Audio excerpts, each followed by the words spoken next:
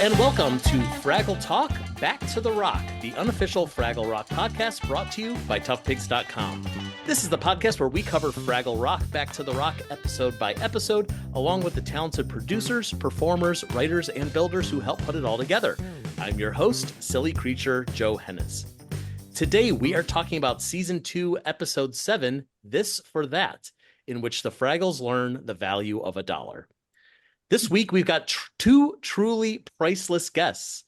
Our first guest is the brilliant director of 8 episodes of Back to the Rock, including this one. It's Jordan Canning. Hello, Jordan. Hello. Great to have you here. Thank you. Great to be here. And our second guest is a co-creator of the original Fraggle Rock, as well as a writer and producer on Back to the Rock. It is such a joy to welcome Jocelyn Stevenson back to the podcast. Hi, Jocelyn. Hello. Really nice to be here. It's so good to have you both here. I'm really excited to jump into this episode with the both of you, which Jocelyn, you wrote, Jordan, you directed, and you just told me before we got started that you've never met. How is that possible? Well, I'm in Canada. I was in Calgary during the shoot, but I think the writer's room, Jocelyn, where were you guys? Were you all over the place? I'm in London, UK. Yeah. I mean, so even in the writer's room, that always went every evening for me from 6 till 9. And after that, I really was brain dead. So, so it's, yeah, I'm in the UK. So, though when we did the original series, I would fly over, lived in Toronto while this is different. And it's too bad because, it was really fun to have that kind of collaboration. But Yeah. I completely understand how just in this world now, was not possible. So does that mean that, so Jocelyn, in this case, you wrote a script, you went through several drafts, I assume, and then you just kind of handed it over to Jordan, and there's no real overlap or no real conversation between the writer and the director in this case? No. I mean, Wow. I bet we both would have loved it too. It just wasn't worked into the schedule. Matt and Alex kind of took that on. And also for me this time too, I was writing I've never written in an American writer's room like that. And that was really interesting how much everybody contributes to the scripts but I think all the writers, because none of them really, I know Charlie Feldman, they went up for their episode. But just because it wasn't part of the budget and it wasn't part of the schedule, the writers couldn't go. And you learn so much just in this set this time too. Whoa, blew my mind. Jordan, I don't know how you did it. What a thing. It's gigantic. It was big. It was a big set. It's a big set. Yeah. But yeah, Matt and Alex are there on set, or one or the other is usually there on set. So, I mean, we shot the first season during COVID. And so they were really keeping the number of people kind of as contained as they could, Yeah. So I handed the script over to Matt and Alex, who had been involved in it anyway. So, it wasn't, but Jordan and I didn't, I didn't even know Jordan was directing it until I knew Jordan was directing it. You know what I mean? Whereas in the old days, we would have had a big table, read, and everybody in and the whole thing. But we just couldn't do it this way. Yeah. Maybe for season 3, you'll come out to Calgary. Jordan, a lot of folks on this podcast that we've been recording have been crediting you as one of the big driving forces of the voice and the look of season 2 of Back to the Rock, specifically because you've directed so many episodes on the front half. Can you talk a bit about the work that you personally put into this season as a whole? Yeah, I mean, working on season 1, it's like, as you can imagine, just the best job in the world with the greatest people and the most creative, joyful work environment you can ever imagine. And so I was so thrilled to come back for season 2 and to come back as the producing director and to get to do the opening episode. And so I did 1, 3, 6, and 7, I think. So 1 is the big, sort of setting the stage for season 2, and then 3. I mean, I know we're only talking about 7 today, but no, we're talking about all of them. Yeah. Learned so much from season 1. That's the first time I'd worked with puppets, and it was also, it was first season. So we were all learning a lot. A lot of us who worked on the show had never worked with puppets either, hadn't shot them, hadn't been in sets designed for puppeteers. And so part of it was, yeah, was bringing what we learned from season one in terms of what really worked, kind of what is the best way to shoot the puppets? What's the best sort of what are the things that puppets do really well that we can highlight and do more of? And what are the things that kind of like maybe didn't work so well or are tricky for puppets to do, and maybe we kind of like do less of those. So, one of the things specifically I know, like puppets look, it's tricky, obviously, when you're thinking about puppets. There's certain shot sizes, frames that you can't do because if you widened out, you'd see a bunch of people's heads. So, that limits you sometimes in terms of your coverage. But what I really took note of from some of my favorite episodes of season one was like puppets look great on a wide lens up close. So that was something that I really took into season two, was like, okay, I know it's very tempting to be like, okay, we have our, A camera's doing a kind of wider shot of all of them, and then you just throw a long lens on B cam, and that's how you get your tighter stuff. It's just not as good, doesn't look as juicy as when you like come up close to the puppet, you put a wider lens on, you get that same sort of tighter shot, but you can see so much more of the environment. You see so much more of like what the puppet does best. So that was definitely like a kind of cinematic, creative thing that we brought into season two that I think carried through the rest of the season and looks fabulous, I think. Yeah. I think that you hit the nail on the head there, that it feels cinematic. Not that the first season didn't, but this season is definitely more specifically blatantly cinematic in a lot of those ways, especially with the way that you all have used these like enormous sets, these gorgeous backdrops, and you want to have such a good focus on them because they're so beautiful. And like you said, like the characters can be so small at the bottom of the screen. Exactly. Big wide shots are kind of, unless you have a lot of great ways to layer and have different heights of puppets in the frame, it's a bummer because you just have these little guys at the bottom that you see the big set, but you got to find the balance between feeling the set and the environment, but also making sure the puppets are sort of like they're the main chorus, right? Yeah, absolutely. Speaking of updating to the second season, Jocelyn, you were obviously such a huge influence on the original Fraggle Rock as well as the launch of Back to the Rock.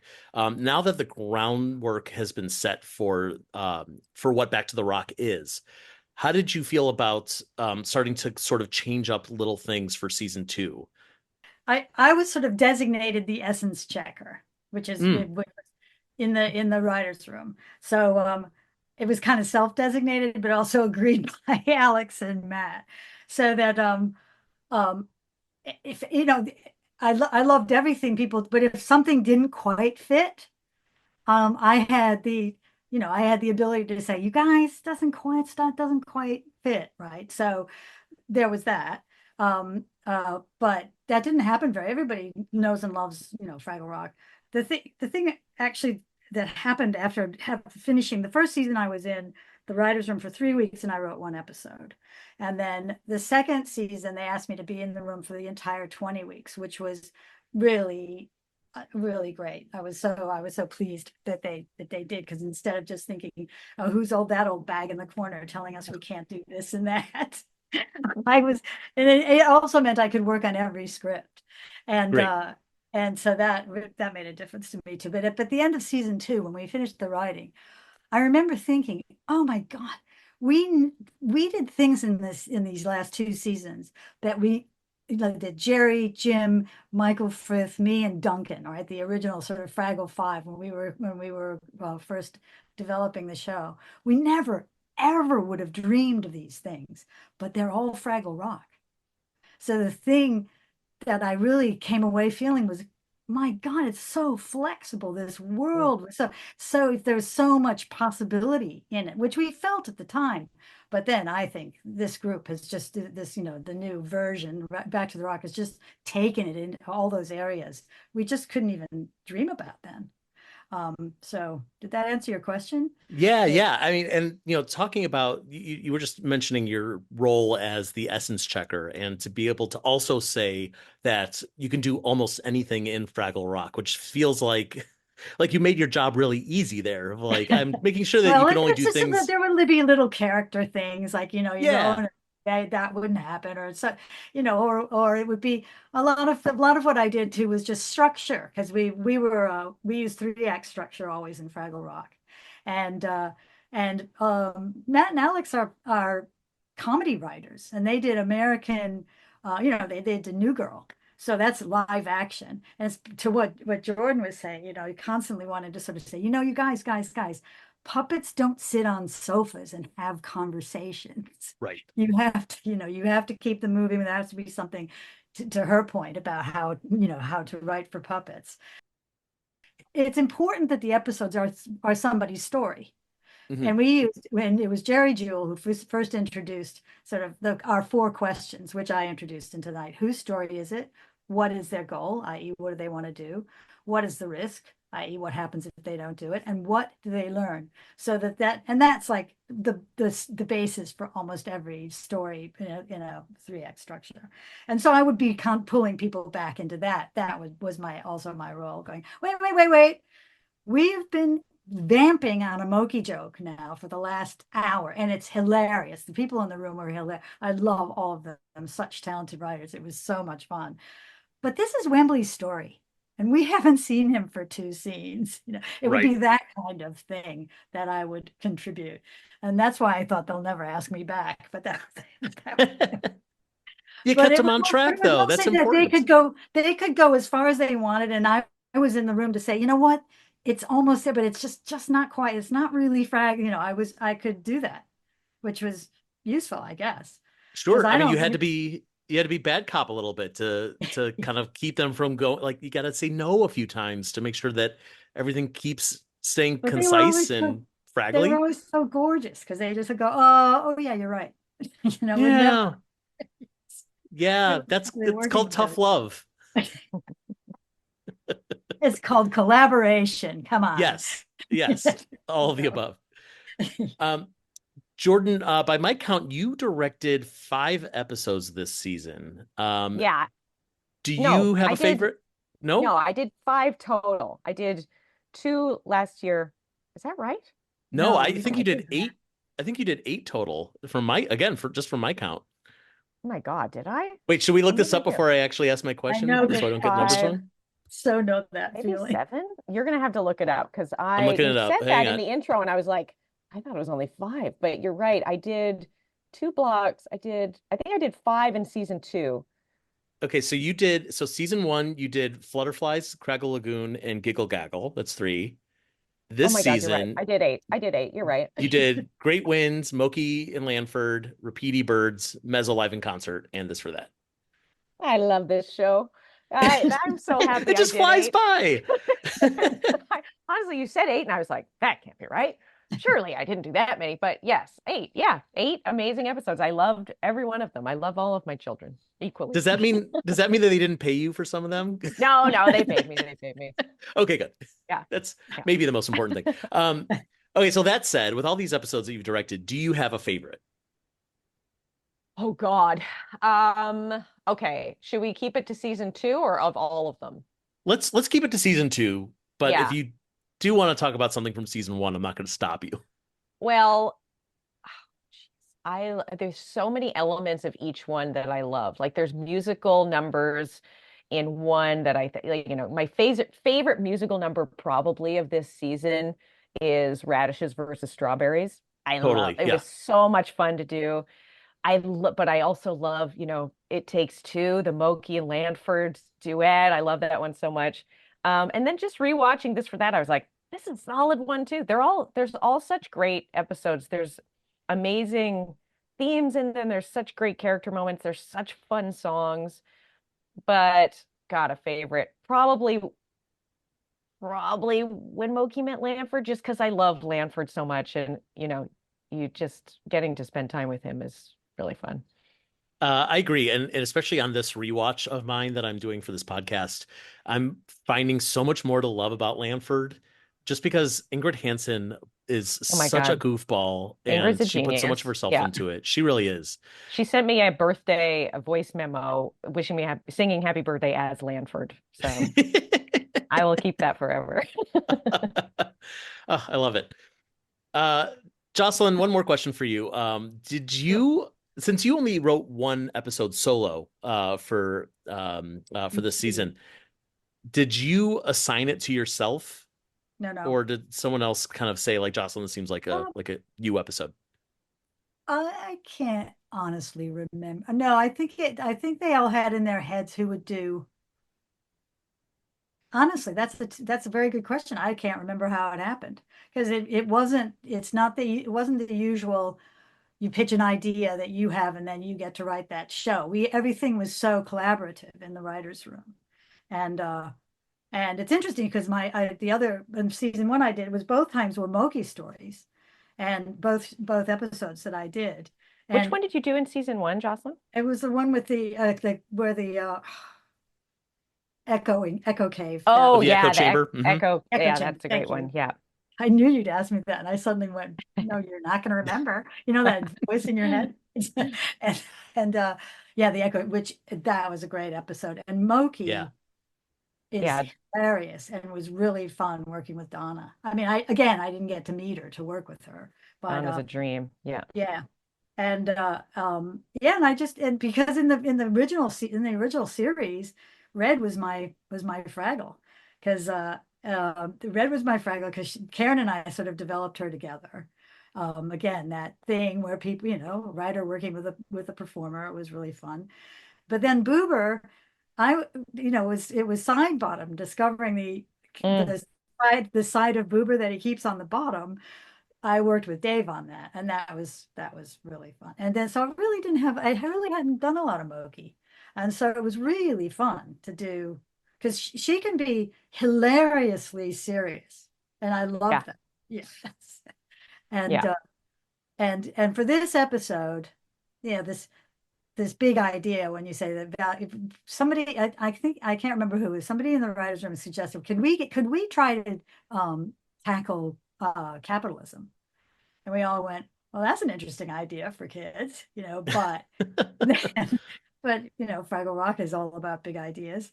And yeah, and as we got to talking about it in this character, Price, haha, right, coming from yeah, and it all yes, it all started to yeah. I can't remember if I said I want to do that episode or whether I think Matt and Alex might have just decided that that was the one I should do. So They were like, "Oh, you seem anti-capitalistic." Like yeah. maybe, like You take you could that on. just, yeah, exactly. It's like, no, you know how you know how we trust you to be able to break this down for kids. Right. Yeah. And it is a complicated topic, and I mean, we're gonna have to jump into this episode just to like kind of break it open a little bit, but it is such a, like you said, it's a huge topic. I wouldn't have known where to even start to talk about it without getting into some sort of problematic or overly confusing territory. As I'm remembering now, whether I can't remember whether I hit on it or I honestly never don't remember or but the idea just this for that to me just opened the whole thing up because it was Yeah. so simple and you Yeah. can get that. And so that's where that's where it started. And yeah, once that idea was there, then we could work with that. Yeah, and So thankfully you don't have to get into the whole like how does currency work and how many no, radishes per because thing what is and currency but this is what yep, it's about. Um, totally. Yes. and it's yeah, and it's arbitrary. That's what's Yeah. so, and in the end, Moki, something's bothering her about this whole thing. I mean, if we go through the episode, but there's that moment when I can't remember the character, but he was on he was getting a ride from, is it Gizzard? The grizzard. Grizzard. Yeah. Grizzard. See, I don't know some of the new characters anymore. I don't know some of the new characters. Yes, Grizzard's back, and he lost his hat, and Yeah. and Moki said, "Oh, well, don't worry, I'll pick it up for you." Well, no, I can't accept it because I don't have a strawberry to give you for picking up my hat. And that to me was a huge, and you did it beautifully, Jordan. This moment when she's like, "Wait a minute, Hmm. this is," and so that was like a pivotal moment where something about this is really bothering me. Basically, is what happening with Moki, and then yeah, she goes to the trash heap, but the trash heap doesn't give her the answer. The trash heap gives her the way to think about it. Because that's Right. the other thing we always, we don't want to give your main character has to figure it out for themselves. And yeah, so yeah, I was pleased with how all that worked out. Watching it again, I was really pleased with how it all worked out. You should Um, be. It's a great episode, and I It think is. I think you are both really successful in conveying this again very complicated message. yeah, it's solid. I and it was brilliantly directed, brilliantly directed. Brilliantly written. Brilliantly watched by me. Yes, All right, yeah. especially. Yeah. Excellent. Okay, so now, sorry, we'll stop and you can No, it's okay. This is all rein great us stuff. in. Let's talk about this episode. We open as Wrench and Turbo Doozer are like being belayed down from the ceiling, kind of Mission Impossible style. They're searching for Gusties. One of them, I can never remember which one is Wrench and which one's Turbo, but one of them has this like great device on their back that's like they're not just holding onto the rope; it's like coming out of this backpack thing, The and it's Doozers. Oh got God. a propeller on it and like a Yeah. green light bulb and like whatever. I mean, there's no comment on it. It's just a No. cool Doozer thing, and I love seeing that stuff. It looks so good. Yeah. I mean, the Doozer stuff this season too, I think we leaned into it. I mean, those Doozers are, man, they Um, can be really tricky to work with, but they're so fun when they work, and the miniatures and the little tools and the little details that the creature shop puts into it are just like un unparalleled. So yeah, I think there's a little spinning propeller on it, and we incorporated some of those kind of, there's like a specific vehicle. I don't know if it's in this episode or not. I know we have the Gusty Sucker in this episode, but there's also like there's a one of the vehicles that they drive, maybe in six, that was a sort of retrofitted version of the Doozer vehicles, but we added a whole bunch of whirly gigs onto it to make it feel more like, oh, this is for finding wins. It's just fun to take the kind of base of something and then, put a bunch of silliness on top of it. Yeah, two things absolutely. I wanted two things I wanted to say. One is it's a long away from the days when we first were doing the Doozers, and there would be a moment when the remote control didn't work and a Doozer would just walk off the end of walk off. Well, there's versions of that still And, happen. They might not yeah, walk and off that was a anything, but lot of money that you're losing if your Doozer falls on the floor. But yeah. the other thing I wanted to say about that, starting with that scene, is the other challenge for us was we had all these big arcs that were going on with, there was, there were the Gusties and, all this stuff going on and things going on with the Fraggle and the relationship between the Fraggles and the Gorgs. And you Yeah. kind of had to touch in on those every episode. That was challenging to keep it. So Yeah, there you was did. a lot of serialized stories Yeah. in Yeah. this season. There were in season one too, but this season, yeah, it had some really ambitious, Yeah. big, overarching storylines that, yeah, like you said, you had to have them in every episode, pretty Yeah, and then, much. Alex would be up like madly drawing on the whiteboard, making sure we got it all in. And yeah, it was challenging. And what's going on with Doc and her Hmm. career and, and how you make it all work. Yeah, that was fun. And to that point, I feel like it must have been a challenge specifically for the Doozers because their through line through this season is a little simpler than the others, especially the Fraggles, definitely the Gorgs. And I don't know, just I've noticed that their storylines are kind of peppered in just a little bit. There's a little, we're looking for the Gusties, or we're planting a seed for radishes, or like not a full story most some of the time, but just a little something. Just don't forget the Doozers are out there, and Don't this will come forget. back Well, in 2 episodes. Hmm. yeah. And then bringing Cotterpin, once Cotterpin kind of joins forces with the Yeah. Fraggles, in the back half of the season, then you kind of have a more organic way of keeping the Doozer stuff and the Yeah. Doozer technology alive throughout, the main AB storylines and stuff. Jordan, it was your shot where the little periscope comes up. That Mm, mm, love that mm. shot. Yeah. I remember writing that was something that I Oh man, it took us a while to figure out how to do that too, because like we wanted to shoot it in the real garden, but the way the set goes, it's on a little bit of a decline. So we had a puppeteer like crammed. Oh no, that was at first what we thought we were going to do. Then we smartened up and we made a separate little, almost like a little sandbox that we could shoot just the insert in so that a puppeteer didn't have to climb underneath the floor of a very, shallow set. Well, They would have done it though. They would have done it. They Yep. would have, but the yeah. idea of it amused us so much in the writers' room that when you actually shot this idea of this teeny little thing coming into these, that Matt and Alex actually sent me, they took footage of it on when they were watching. It was very fun to do And that. Yeah, it's exactly what, you write it and you're like, yep, that's going to be fun. That's going to be That'll cute. be fun. Yeah. I bet they won't be able to do it, but then But You that's just do it. also one of those things that I think about a lot. I'm sure the two of you do too, and maybe not many other people in this world. Where the Fraggle Rock, especially the old show, was so much about the Fraggles and their relationship to the Gorgs and the relationship to the Doozers, but we don't see a lot of the relationship between the Doozers and the Gorgs. And we get these tastes of, the Doozers are still harvesting radishes from the Gorg's garden, and they're interacting without knowing that they really exist for the most part.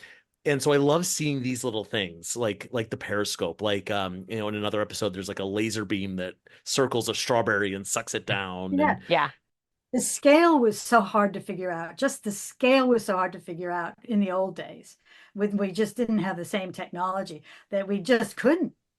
So we just had to be satisfied that the audience could see the connection. The audience could see that the Doozers were connected to the Gorgs by their blah blah blah, right?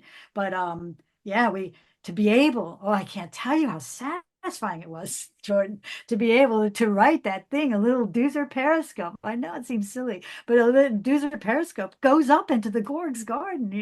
We never would have been able to do that. So now we can.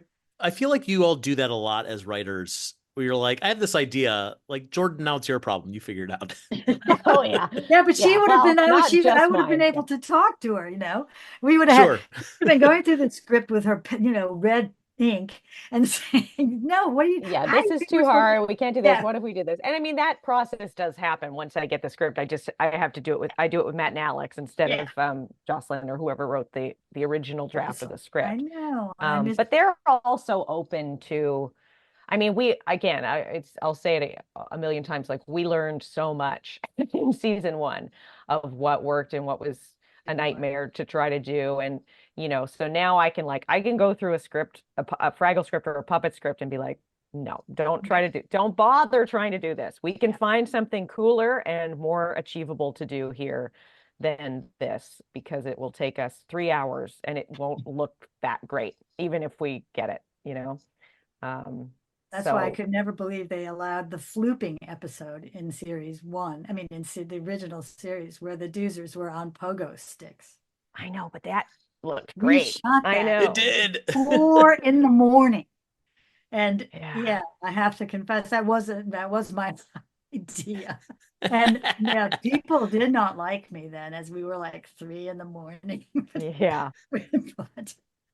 But anyway, That's how you make TV Joe, as history, writers, though. you think, Yeah. Well, and I mean, the how much we use the blue screen helps a lot, obviously, now in the new iteration of the show. So a lot of things are more possible. Like in the first episode of the season, when we have the big windstorm, we wanted to do all these crazy, we wanted to have the like Wizard of Oz sort of Doozers. We had a Doozer rowing a boat and a granny in a rocking chair, and it's like, great, that's not on a string. That's like we just shoot the elements on blue screen and then they get laid in and it looks great. It's like a lot easier to kind of try some of those big silly things because they won't eat into your day. It's like actually quite an achievable little fun visual joke to layer into an already great scene.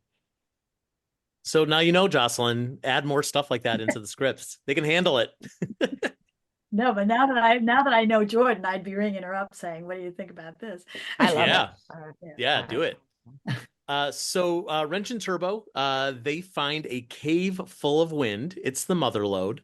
Actually we were just talking about having Doozers on green screens. Is that how they're being puppeteered here? Or they're I don't really have a concept of. So are they all remote? They're 100% remote. There's no cables attached to them?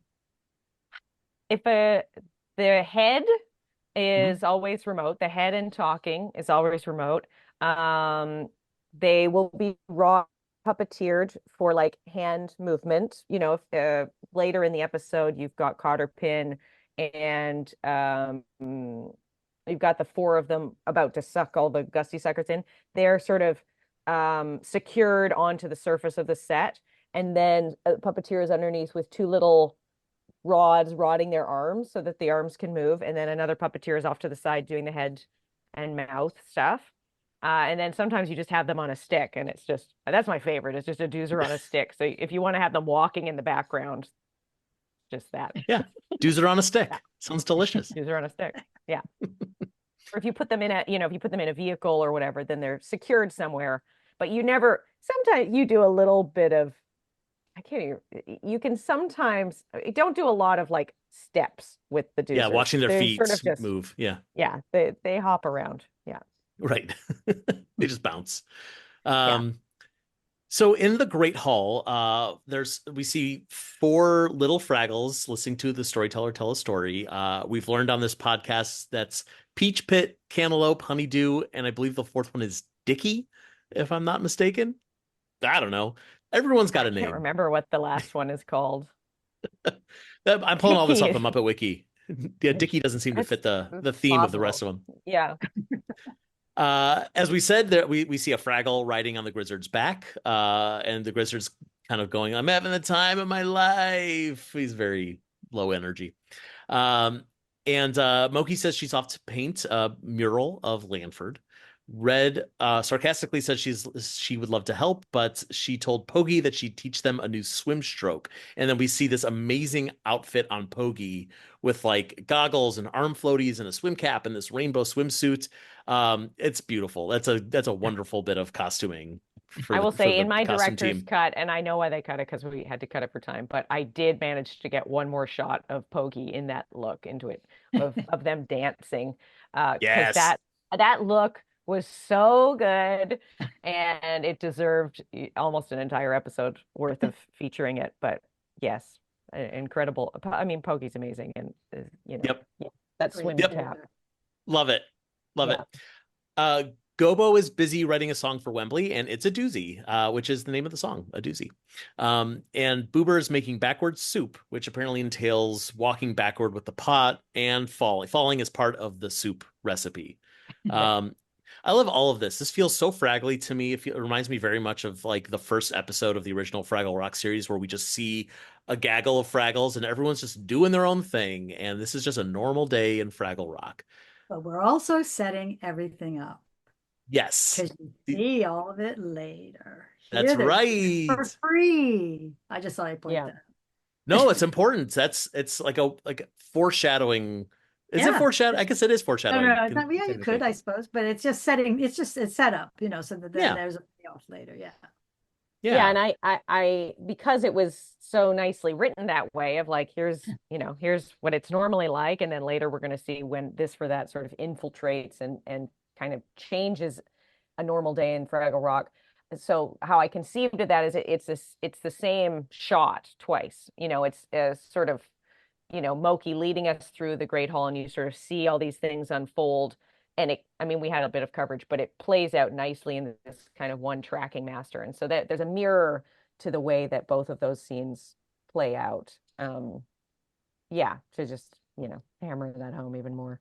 Yeah, I know. But isn't it wonderful when the direction just totally supports the writing? I love it.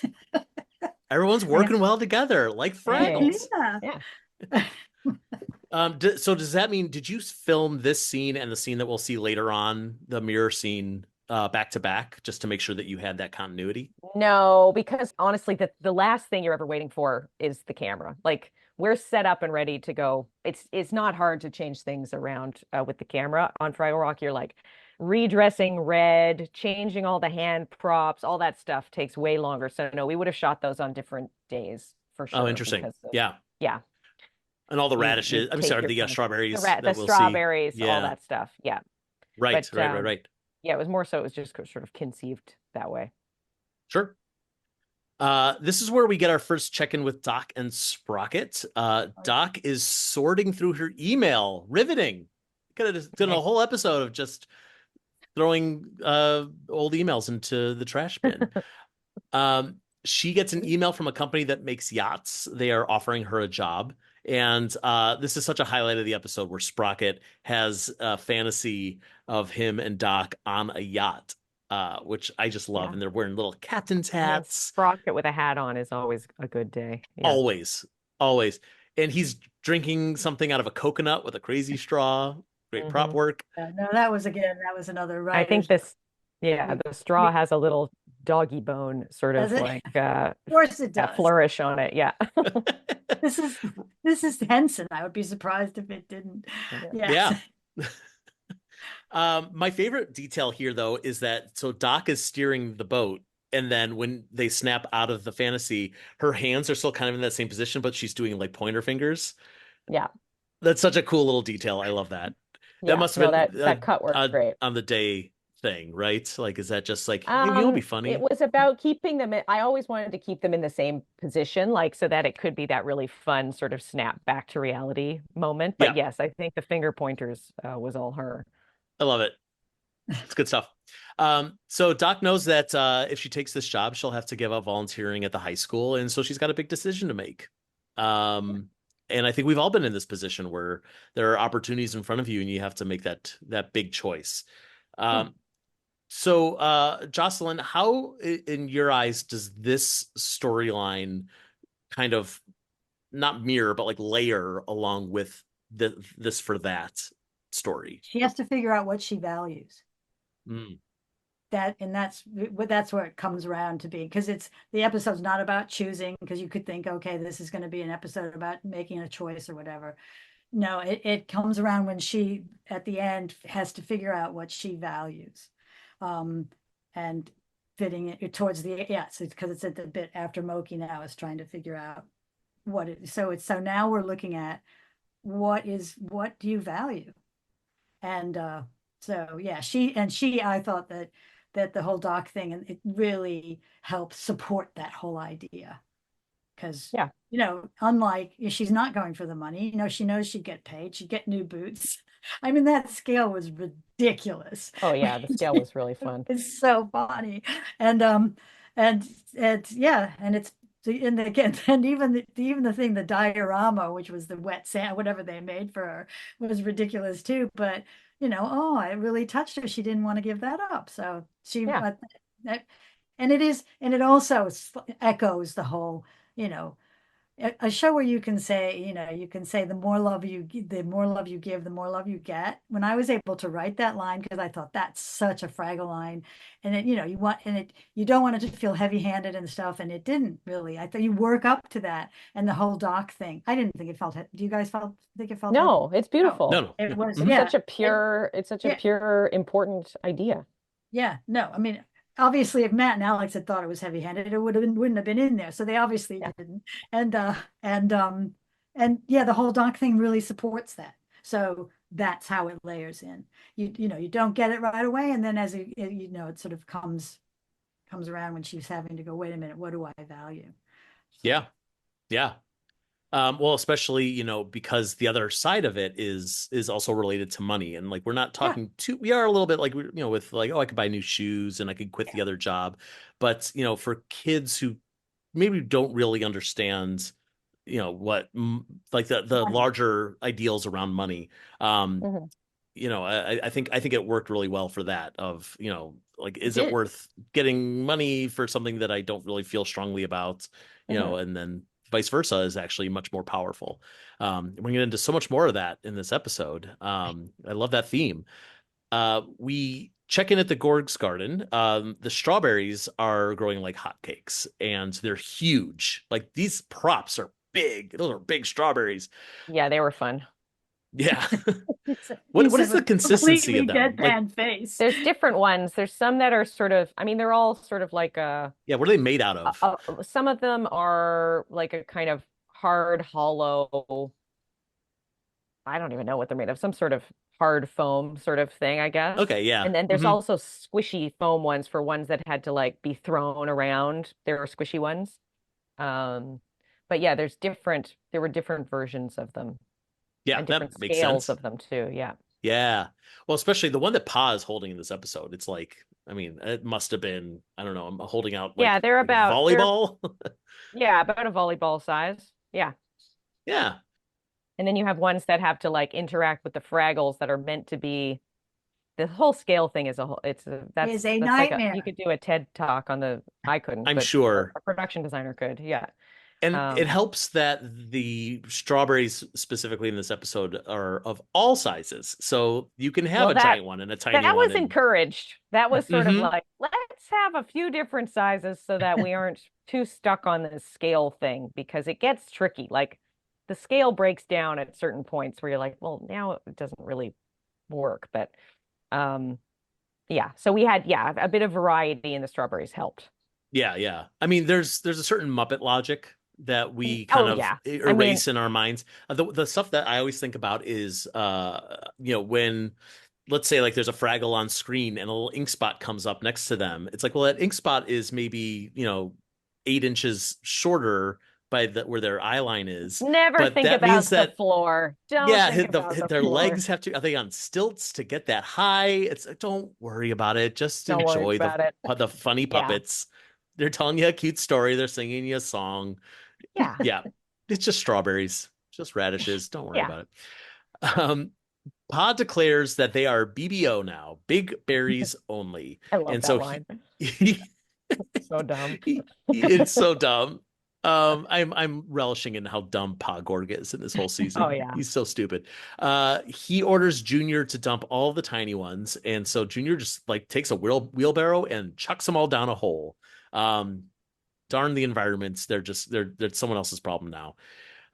And Moki is down there. She's painting her mural, and there's like an avalanche of strawberries coming toward her. And I love this bit where she like braces for the impact, and she's like, "Oh, it wasn't even close."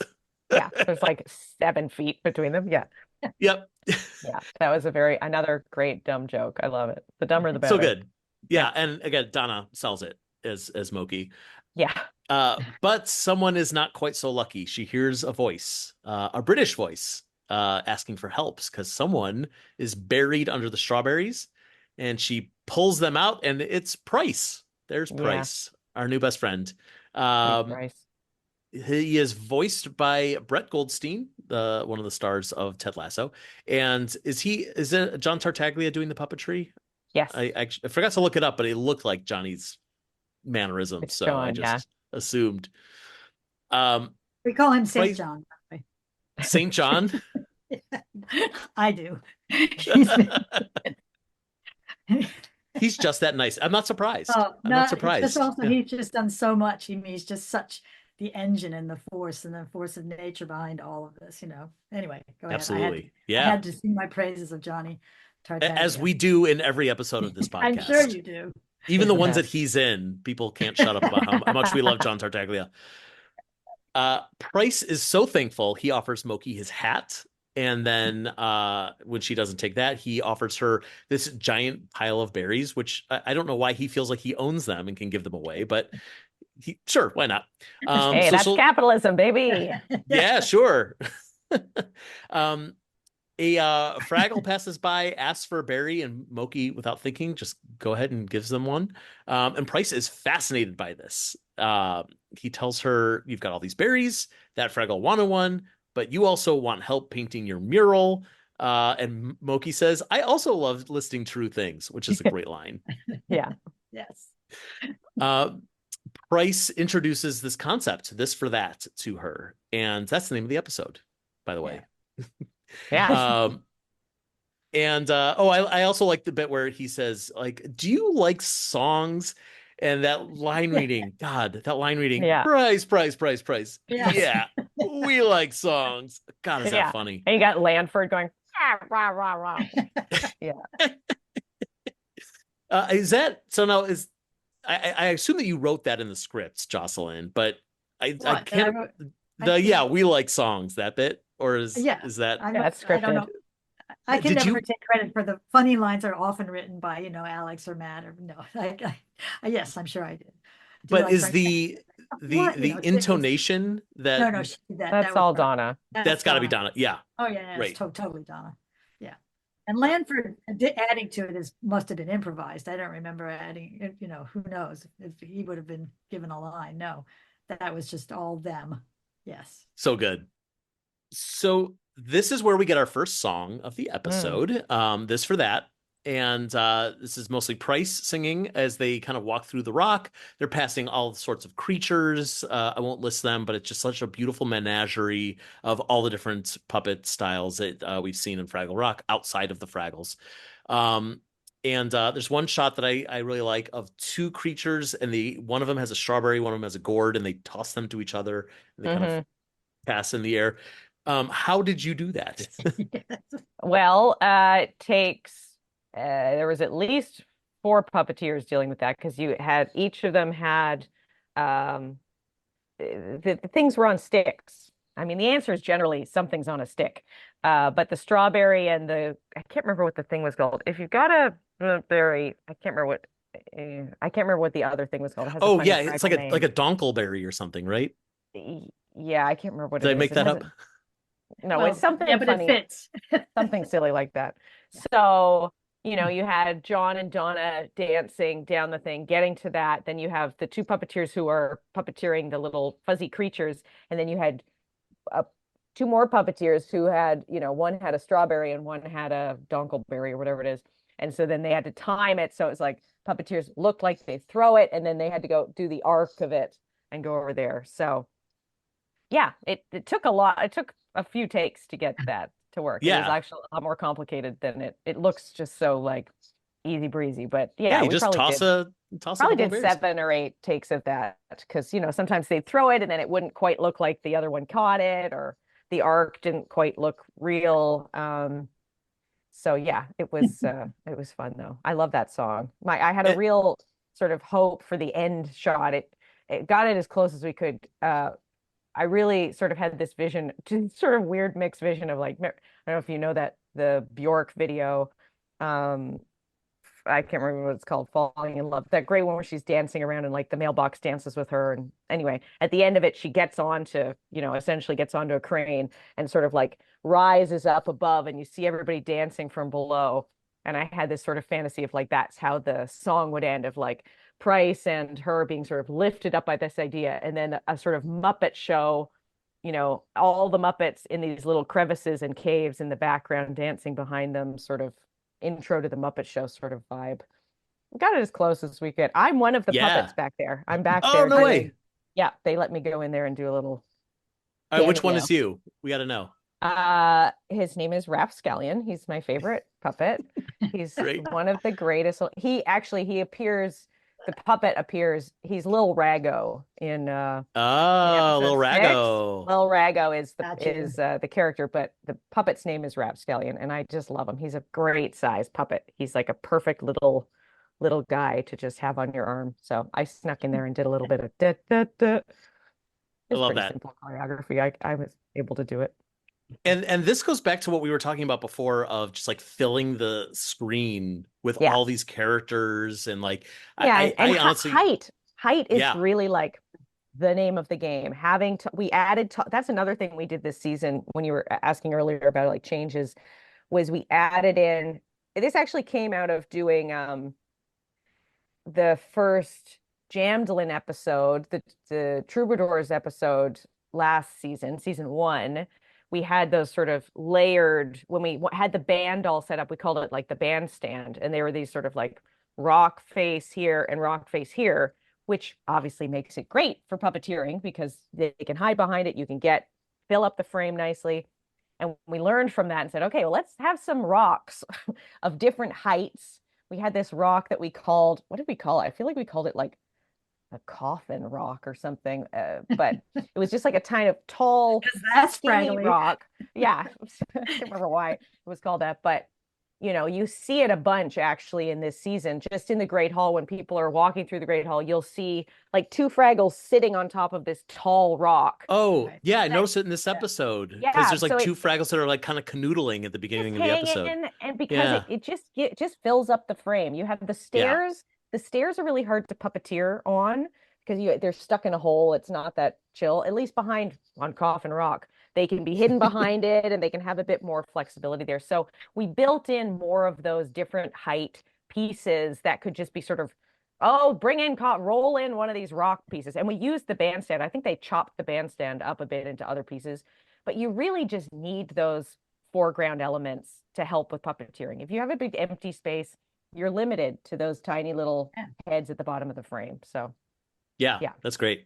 I feel like if you all decide to do a Halloween episode, you should bring Coffin Rock into continuity.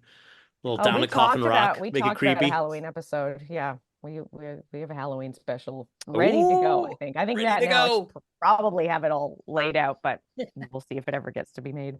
Oh, that's exciting. That's a good tease. That's a good tease. Just in case there's more coming, I hopefully. hope so. I hope so.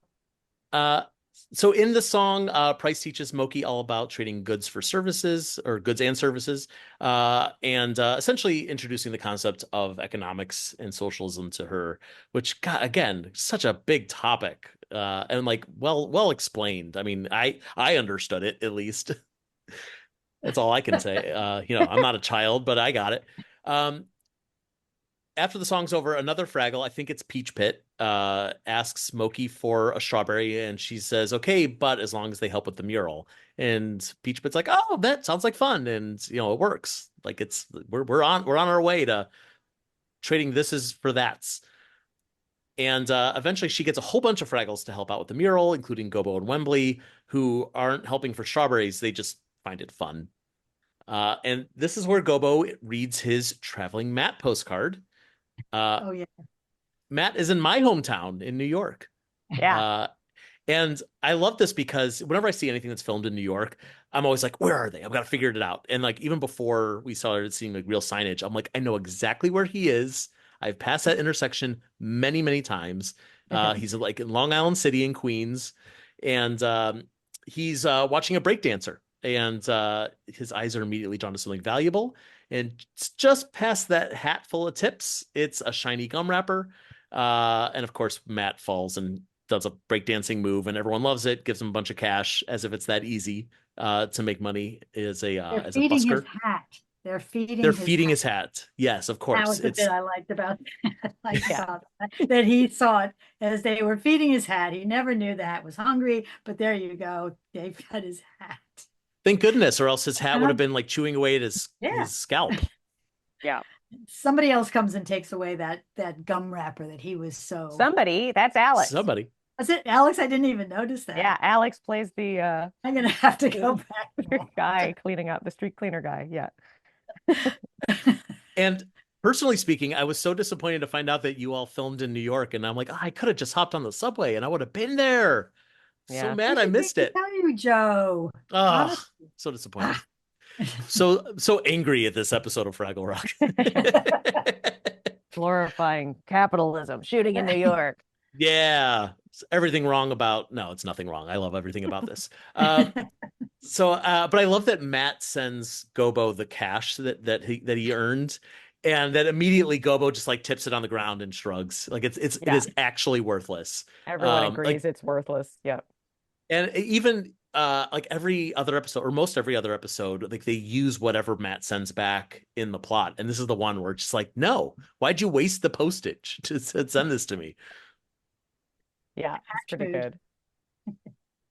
Price offers Gobo a strawberry in exchange for reading the postcard, which inspires Gobo to do other things to earn strawberries. And so now all the Fraggles are in on this. Gobo is starting a songwriting business. And I love that he's got a sign advertising for it with this like beautiful hand drawn like strawberry equal sign picture of Gobo and his guitar. And he's singing the song about Pogi, which I have to know who wrote the song. It's in the script. I mean, the script. I don't know whether I think, wrote them. I know I actually got lyrics, PRS lyric for but I think it was the Doozy thing, which was, but I could have gotten it for Poggy. I don't know. Hmm. It was like Yeah. they get written in the room. They are, and sometimes I don't know how it works. And Well, I it's also no, didn't know I if think like, is this one of those things where like you have to send it to, or you want to send it to Harvey Mason Jr.'s people, or it's like, it's just a no, little ditty, just it's write just it a down. throwaway. I think It was a, John Yeah, just made up the yeah, tune. John made up the, he Yeah. just made up it was just a throwaway. Yeah. Yeah. cute. That's good. Yeah. Wembley is selling magic tricks.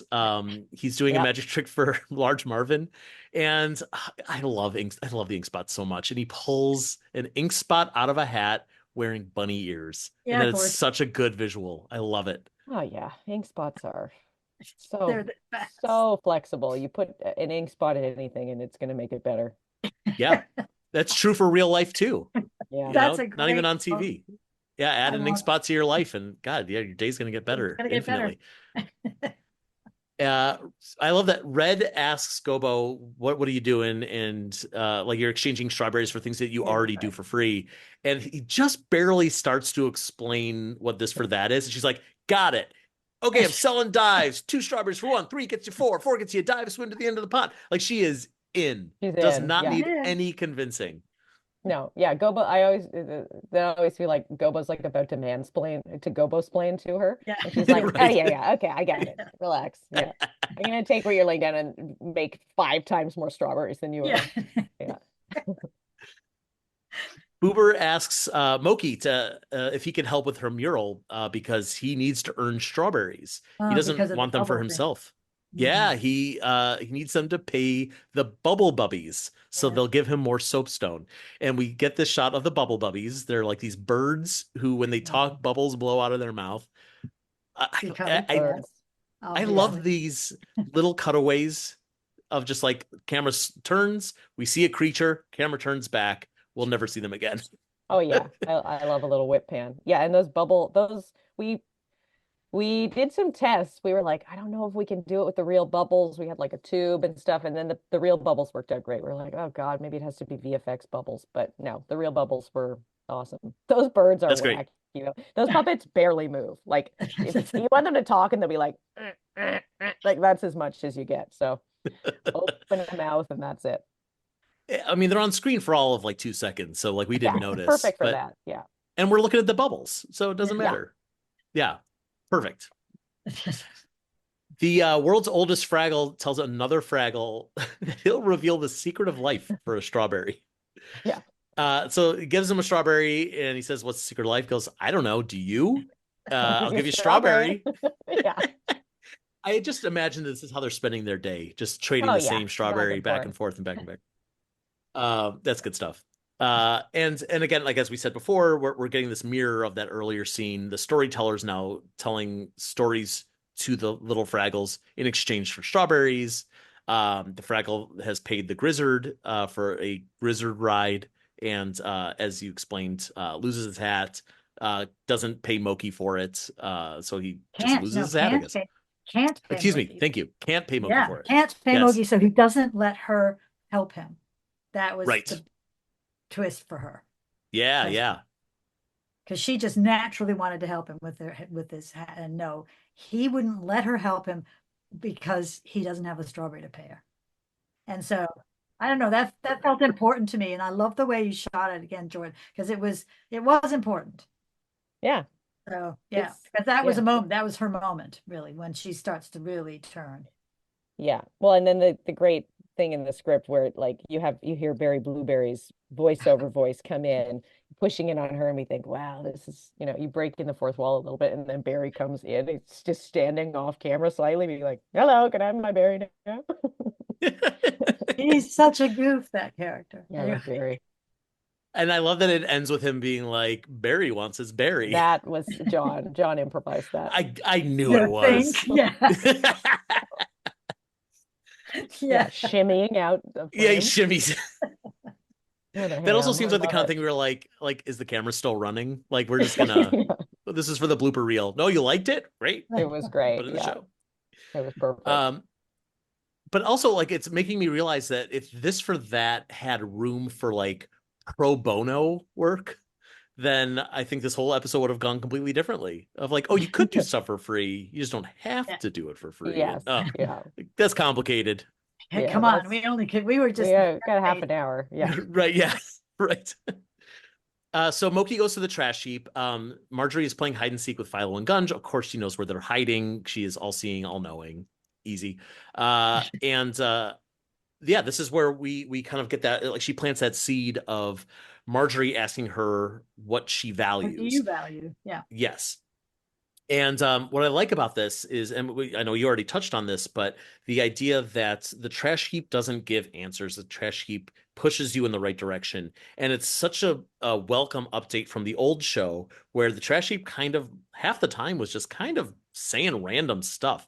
Like it was this pseudo magic and, or she's distracted. She's actually talking to Philo and Gunge, not to the Fraggles, and things get misconstrued, but they still get to the same conclusion. In Back to the Rock, the trash heap is actually wise. She is actually, able to be like, yeah. And she can't, she knows that if she just gives Moki the answer, that's not going to help anybody. Like that's just, regurgitating information. Moki has to learn her lesson, and the trash heap knows how to push her to get to that point. Yeah, well, I mean, a brilliant example of that I thought was is it the next show when she tells Gobo to dig deep, the one about healing?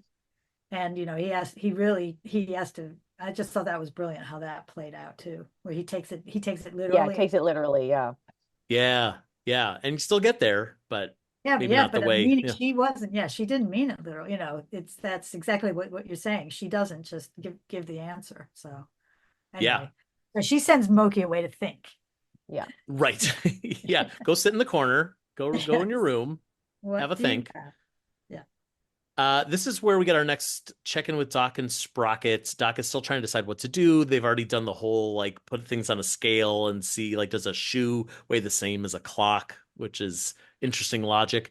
But she gets a package in the mail with a note from her high school students. And what I like here is the note is addressed to Miss Doc. And Doc is like, that's funny. They think that my last name is Doc. We'll have to, teach them otherwise. And I just love that little poke to be like, hey, remember, we don't know Doc's name. Yeah. Yeah. Yeah. And as you said, there was their diorama of a sand. I didn't write this down. It wasn't a sand castle. It was like a sand. It's like a wind. It was how the water, water and all of it. Yeah, some environment. Right. They were listening. But it is just a pile of sand. Yeah. Yeah. Now it's just a pile of sand. Yeah. Okay, so my guess here, and Jordan, you can tell me if I'm right or wrong. There's that kinetic sand stuff that you could buy that's like just sand that you could play with that doesn't actually get all over the place like sand. That's what it is. It's just clean. That's all. Yeah. It's clean sand. It's clean. And it looks great because you can get in like pink and purple and blue and stuff, but they have just sand colored and works great. Every time I watch it, I'm like, kinetic sand stuff is great. Cool. Yeah, it is. It looks like sand. Yeah. Have you ever like gotten your hands in that stuff? Like it's great. So satisfying. Very satisfying. Yeah. Well, I know what I'm going to have to do after this. Yeah. Yes. This helps Doc decide what to do. She'd rather have her students than this paycheck. And okay, so then she takes the captain hat, which was previously, as far as I know, only existed in Sprocket's fantasy world. Yes. Yeah. No, it's in the I real hadn't world. thought of that. And she puts it on Sprocket. Yeah. But it's one of those puppetry things where like there's no way it's that simple. There's a cut. I'm sure there's an edit. Yeah. She laid it on him in one shot, and then you cut to another shot and he's licking her and moving his head and the hat's not falling off. So I'm sure they just did it in I assume, an edit. Because otherwise, it would have just flown off his head. Right. Yeah. There's nothing above the eyes there. He's just, his head just kind of ends. Yeah. So the hat wouldn't stay. Definitely had to be pinned on. Yeah. Yeah, I mean, just one of those things where like it wasn't until my third viewing that I had to think, wait a second, how does Braga wear a hat? Yeah, I'll tell you one more hat puppet thing real quick. That for Uncle Traveling Matt in the first episode of season 2, where he comes back and we cut away to his thing, we come back and his hat is covering his eyes. He's like, Oh, it's dark, I can't see. And then he yeah. has to go, he kind of moves his head and it slips back onto place. That was a whole rig. Because first of all, he doesn't have a head to wear a hat Right. on. He's just eyes under. It's not like a nice big easy cone head. So first of all, they had to find a way to push the hat forward to make it like cover his eyes, but then have a rig where they could sort of pull it back and it would slip back into place. I mean, they're geniuses. It's like that's one Yeah. thing. Don't put a hat on a puppet that needs to come off and on. That's one of the things in the script. I'd be like, don't do that. Where that's going to take a while, or it's going to take someone building a whole rig, which they did. So Don't put a hat on a hat. That's don't put a hat on a hat. lessons Don't take for a all of hat us. off a puppet and put it back on. The hat's on or off. Yeah. Wow, learning so much about hats today. Wasn't expecting that. Moki calls all the Fraggles to the Great Hall. She wants to tell everyone about the most valuable thing in the world. And I love that Red whispers to Wembley, but it's Lanford related. And she says, remember that mural of Lanford? And Red says, told you. It's very good aside. Yeah. I just want to give some props to Red Fraggle and to Karen Prell. She is Prell. so Oh my funny God. in this Karen's a season. genius. Yeah. An absolute genius. Every little bit out of Red's mouth is just hysterical. And I'm just so glad that she's on this show. Like that, it would not be the same without her. No, she's brilliant. Yeah. And speaking of Karen, Moki brings in Icy Joe. There's Icy Joe, Yep. Karen's other main character here, bringing in this big stone tablet with the mural painted on it and puts it down in the middle of the hall. It is now a communal table. My question, and I'm gonna have to really pay attention to the next few episodes here. Do we see this table in Don't future think that episodes? tables are gonna stay there. Come on, this is Fraggle No. Rock. Things Well, I move didn't around. say stay there, but like if No, they're the ever at a table. table. No? No, that's Oh well. special for this episode, and then it probably goes up to Icy Joe's house. You know. Oh yeah. Yeah. The only Fraggle who can actually lift it. And Yeah, she's like, I'm just exactly. gonna take this home. She had to Yeah. move it. Yeah. No, I mean, all sorts of things move around. If you were to do side by side things of that Great Hall, you'd be like, what the heck's going on in here? There's rocks moving, the Fraggle horn moves, all sorts of stuff. Yeah, that makes sense. But Yeah. also like there are things that stick around. Yeah. We were talking about like in the I'm Poggy episode, and Wembley decides that like I want my hair worn like this, and like we see that hair show up. That Oh, hairstyle show up a few there's times. through line. Oh, there's amazing. Yeah. Character through lines and story through lines. But when you're talking about like, okay, we got to make this set work for this completely different idea, we need to roll in the Coffin Rock. It wasn't there last week, but it's here now. Yeah. That makes sense. Also, Fraggle Rock is magic, and I just Yeah. assume that the rocks move all the time, which is why They they do. need a Fraggle whose only job it is to explore and map out the rock because it is Exactly. constantly changing. That's my headcanon. It's my own theory. So Moki tells everyone just dump your strawberries on the table because sharing is what they have, and celebrating community is so much more satisfying than playing this for that game. And we're learning a little bit about communism here. Is that the lesson to be pulling out of this? It's about community. It's about It's community, not community. Excuse me, community, not communism. Yeah. Community. No. Yes, community is where it's at, and also we know like this is how Fraggle Rock has always worked, and like it just works for them. Yes, which is consequently what happens to Price when he sees this. I'm sorry, you were about to go there, weren't you? 'Cause No, that's what please, no, go ahead. No, just said it because it was this. He comes from a different part of the rock, and which I love that too. We don't do that a lot. So, yes, obviously the minstrels and people, they come from different bits, but you don't do that to this feeling that there's this vast rock with. Yeah. We find out more about this kind of thing as the season goes on, but where there's other Fraggles, right?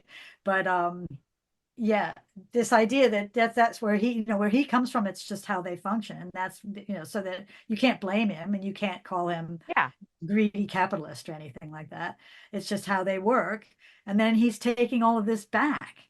And he's gonna, because he really likes this, and he got this without having to give her anything for this, for this information or for this understanding. and plus her friendship, wow, for nothing. That's Yeah. brilliant. So Price is going to introduce this idea of pro bono work Yeah, he's to gonna his go back. community. There you go. Yeah. I love it. This is where we get our second song of the episode. It is Time to Live as One, which is from the original series episode Legacy. Finger of Light. And it's which is also sung by Moki in that episode as well. I love this song. It's such a beautiful song.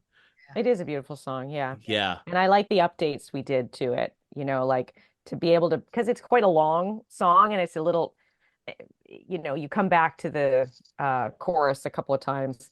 So to break it up with the little, sort of dialogue moments where she keeps sort of, explaining what's going on. And then having Lanford sing a verse is also pretty, I mean, obviously it's always great when Lanford does anything. So I think I love this song and I love how it all came together. It's a really beautiful, moving number. And speaking of Lanford, I had my subtitles on while watching this, and when Lanford sings, what does it say? It's the real lyrics to the song, which is cute. a little bit of a cheat, but now it makes me want to go back and see what they did in the When Moki Met Lanford episode when Lanford sings in the because there were no lyrics for that. He just goes, No. wow, wow, wow, wow. Oh, I want to know what Lanford says. Maybe they put in weird dialogue for him. That'd be funny. I'll let you know for sure. Yeah.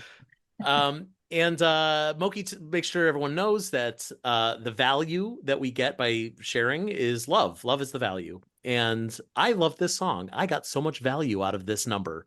So it worked. And I didn't have to give anything. I just got to take the love and I'm sending it back through a whole podcast. And and this is also, by the way, the meaning of life that Moki gives to the world's oldest Fraggle. More, as you said that before, great Jocelyn's great line. Yeah, it's beautiful. Exactly. And that's a nod to the original. Well, when the little the ear, whatever that's called, the sort of ear horn, the ear trumpet, and the little kiss on the cheek. That's an homage to the original that happened in the original too. Oh, does it? I should look back at that. That happens during the Time to Live as One number and Finger of Light. Yeah. Oh, cool. That's nice. That's very nice. We've noticed a few other of those moments in this I try to Back do to the them Rock season. Because why wouldn't you? There's such great moments already, and then it just feels like you're honoring all the great stuff that the original show did, and bringing it. And it's also nostalgia's fun. The fans see it and they go, I recognize that. That's great. Yeah, that picture of Leonardo DiCaprio pointing at his TV. We go I see that. I recognize it. Yeah. The song ends with this beautiful overhead shot of the Fraggles now around their new communal table with the painting of Lanford on it. And it's, it's such a beautiful image, not just to see all the Fraggles together looking up at the camera, but just one of those, I don't know how you would have done this on the old show to get that overhead view without getting 15 puppeteers in the shot. Well, you do. I mean, all the puppeteers were in the shot. That was a full CGI paint out. In the original, when you look down on the rushes, you would see the floor, the set floor, you'd see gear, you'd see people's bodies. But then that was one of our big VFX shots for that one, was to paint everybody out, put a floor in. Yeah. So that's actually an overhead shot, you have the camera straight above. Yeah, big tall crane shot. Yeah. Yeah. Because I guess you could have cheated that by having everyone just kind of hold the puppets sideways as if they're looking up. But you're still going to see been harder. You're still going to see the puppeteers. Yeah, there's not really a way to hide the puppeteers either way. I was thinking more of you have to reposition a camera to be above. Everything's on a crane. No. It's the easy. That's what I'm talking about. Everything is on the crane. Is really quite fast to sort of get big. That's what one of the other cool things about this. The show is there are some really epic shots because we live on a crane for most of it, getting up the, some of the shots where you follow the repeaty bird up through the hole into the Gorg's garden, those are actually quite achievable when you're just sitting on a crane all the time. Right. Yeah. No, that makes sense. The things that I don't think about because I'm not a director. I mean, go figure. We just didn't have the studio space when we done the original. I mean, you couldn't have done that. No. Just the studio wasn't tall enough. Sure. Yeah. Uh, Price says he's learned a lot. He's going to take these lessons back to his community, as we said. And I love this moment here where he kind of heads off, and then a few seconds later he Oh goes yeah, back the that's other way, going, "I have no idea where I'm going." And then back again. I arrived in an avalanche. Don't mind me. Uh, That was all on set. Though I don't think that was scripted originally. oh no, Matt it and was Alex pitched it. yeah, The way they were like, let's have him come back, and then we played around with it and had him, yeah, keep coming back. It was great. It was that's also so just a good. way that after such a really like it's such an earnest, sweet yeah, song. That was part of the idea of like adding the Lanford verse too, just to take just a little bit of the kind of like yeah. really sweet sting off of it, and then Keep it from having being. You didn't want it to be kumbaya. I get that. exactly, Yeah, yeah. So adding that little as she's trying to sort of she just keeps trying to wrap up the theme in a nice way, and he keeps interrupting her. Is so great. it is Okay, good. yeah, I'll show you. Yeah. Yeah, Right. Yeah. yeah. The line "I arrived in an I arrived avalanche" in Avalanche. gets I have no me. idea where I'm going. Yeah. Jeez Louise. Yeah. That's so good.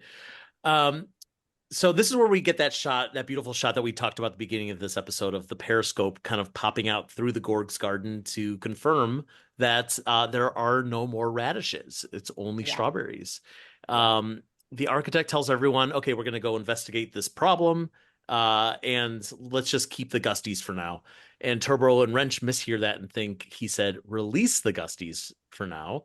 And they release them, and the winds are all blowing around the Doozer Dome. And there's a great shot of, I think, 3 Doozers. Their helmets get blown off, and their hair just goes straight up like troll dolls.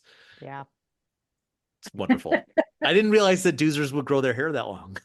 Hey, Doozers have all sorts of different hairs. Yeah. That's true. Yeah. Hiding them under those helmets. Some are Yeah. bald, some have a lot of hair. Yeah. Yeah. Yeah.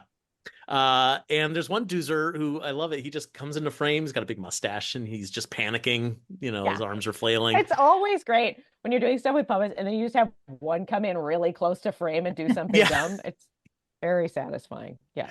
It really is. It really is. And that's where our episode ends. That's we're gonna end on a beautiful note of community and then utter Doozer panic. Chaos. Yeah. Yes. Yeah. Yeah. Exactly. Yeah. So, Jordan and Jocelyn, there's a question that we like to ask all of our guests when they come onto this podcast. How do you plan to make the world a little fragglier? Thinking of this episode and thinking of kind of Doc's journey in this episode, and I I think over the years I have had a tendency to work all the time, to kind of take job after job after job and sort of try to fill up all my time with work. And at a certain point, as I've gotten older and as I've gotten to work on such great shows as like Fraggle Rock, you know, there are there's a sense of like how important balance is in your life and finding time to do things that you love and spend time with people you love and do things that fill you up that aren't just about, your bank account or security or whatever. So I took up pottery and I am trying to just spend more time traveling to visit my friends and family. I'm in Newfoundland right now and not being so worried about, oh, I don't have work for a couple of months, and knowing that time will get filled up with things that I love and appreciate and will remember and cherish for the rest of my life and not just, think about like, well, that was 4 weeks of my life and I got a paycheck out of it. So I don't know if that answers the question, but just trying to remember that life is about more than work and money. Right. And working for yacht making companies. Yeah. And saving, if you leave some time open, then it leaves your life open for amazing things to come in it, like, an amazing show like Fraggle Rock or, amazing conversations with people about Fraggle Rock, Yeah. I love that. Jocelyn, how about you? How do you plan to make the world a little fragglier? Well, Fraggle Rock was based on a huge idea. Jim Henson saying to us, "I want you to create a series that'll help stop war." And this idea of and all the episodes have big ideas behind them. So this idea of having a big idea, what I'm taking into is my next project. third act heart project is what I call about it. The big idea is water and how water connects us all. And interestingly, that was a big part of Fraggle Rock actually too. But I discovered this world of the water rubas. There's 81 of them, and they came to the planet 4 billion years ago on the same asteroid. And this is the first of 2 books. This is a book that you've written, I should say. I've You're written holding this up the book, book for us, but yes. This is a book I've written. It's coming out in a month. So I'm Wow. gonna let you know. Yes. And very exciting. And the illustrations, the also the helping me conceive of what the water rubas are like was done. I worked with Brian Froud, my old friend. Wow. Brian Froud, who everybody watching this podcast will know who Brian Froud is. Absolutely. Yes. We all know Brian Froud. Yes. Yeah. And because he was intrigued by the idea of these creatures, these characters, they aren't creatures who live in water. They are water. So you could have anything, and you could have a glass of water and suddenly one of them would appear out of the water. Anyway, what happens, the story is basically about this human girl who for all sorts of plot reasons, which I won't go into because it's a hard thing to pitch. She finds that she's going to science camp and she needs to take something with her. And it turns out there's a piece of the asteroid in her grandmother's cupboard. It's always been there since she was born. And she ends up touching it and she can turn into water. So she turns into water because what I wanted was a human child that could turn into water. So one of my log lines is Earth from water's point of view. And also because I've worked with the Muppets for most of my career, when I was starting out my career, it's also goofiness in the service of truth. So you learn a lot about water, but yeah, so that's what I'm working. That's me trying to do, another sort of make the world more fraggly. So I love that. The Water Rubas, you say it's going to be out in September? Book 1. And, Joe, you're on my list to email you when it's happening. Oh, yes, please do. Yeah, we will help spread the word once it's out. Yes, that would be great because the PR part of it, that's not what I do. I had to learn how to write a novel for 9 to 12-year-olds. I didn't know how to do that. I've been writing scripts my entire career. It's been so much fun. So yes, that's my next contribution, I guess.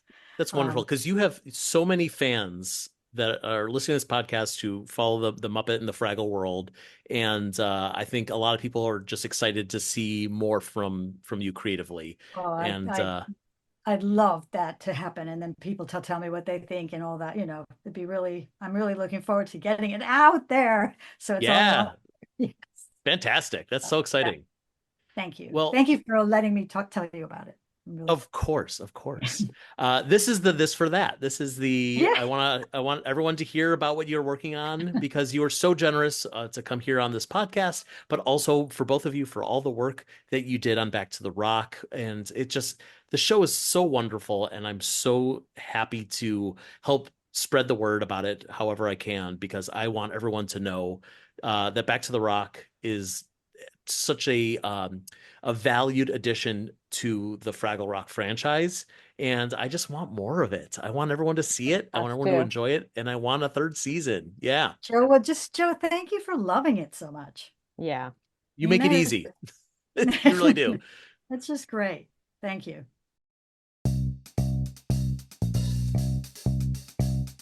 Fraggle Talk, the unofficial Fraggle Rock podcast, is brought to you by toughpigs.com. Produced, written, and hosted by Joe Hennis. Fraggle Talk art by Dave Hulteen Jr. Fraggle Rock mark and logo, characters, and elements are trademarks of the Jim Henson Company, all rights reserved. Transcripts provided by Caitlin Miller. Fraggle Rock theme song, written by Philip Balsam and Dennis Lee, is used with permission. Special thanks to the Jim Henson Company, Apple TV Plus, and the entire Fraggle Rock Back to the Rock family. Be sure to follow Tough Pigs at Tough Pigs on all social media platforms, including Facebook, Twitter, Instagram, and TikTok, and please consider supporting us on Patreon or by buying merchandise on TeePublic. For more Fraggle podcast fun, listen to Fraggle Talk Classic on your favorite podcast app. Thanks for listening, and we'll see you next time down at Fraggle Talk.